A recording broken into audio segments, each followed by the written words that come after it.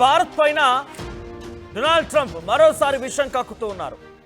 అనవసరంగా తనకు తానే చాలా పెద్దగా ఊహించుకొని భారత్ని చాలా చిన్న చూపు చూస్తున్నారు.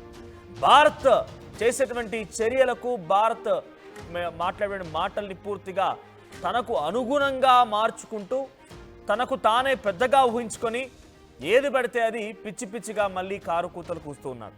అయితే రష్యా నుంచి చమురు కొనుగోలు చేస్తోంది భారత్. సో భారత్ ఇచ్చేటువంటి ఆ నిధులతోనే రష్యా ఉక్రెయిన్పై యుద్ధం చేస్తోంది. కాబట్టి భారత్ రష్యా నుంచి ఆయిల్ కొనుగోలు ఆపేయాలని చెప్పి మొదటిగా వార్నింగ్ ఇచ్చారు. ఏమాత్రం తగ్గలేదు భారత్.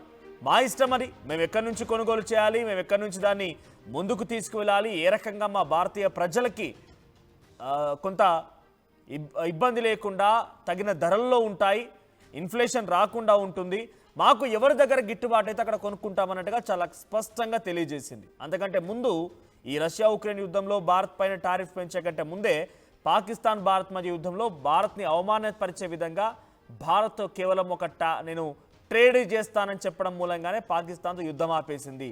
అంటే భారతీయ ప్రజల్ని చంపేసి భారతీయ ప్రజల యొక్క రక్తాన్ని నిలదీసినటువంటి దుర్మార్గులని అంతమొందించే ప్రయత్నంలో భారత్ ముందుకు వెళ్తూ ఉంటే వాళ్ళంతా మోకరిల్లిపోయి మమ్మల్ని కాపాడండి అని చెప్పి పాకిస్తాన్ భారత్ కాళ్ళ బేరానికి వస్తే అయినా వినిపించుకోకుండా మేము కొన్ని సందర్భాల్లో అక్కడి ప్రజలను దృష్టిలో పెట్టుకొని భారత్ కూడా ఒక అడుగు వెనక్కి వేసింది.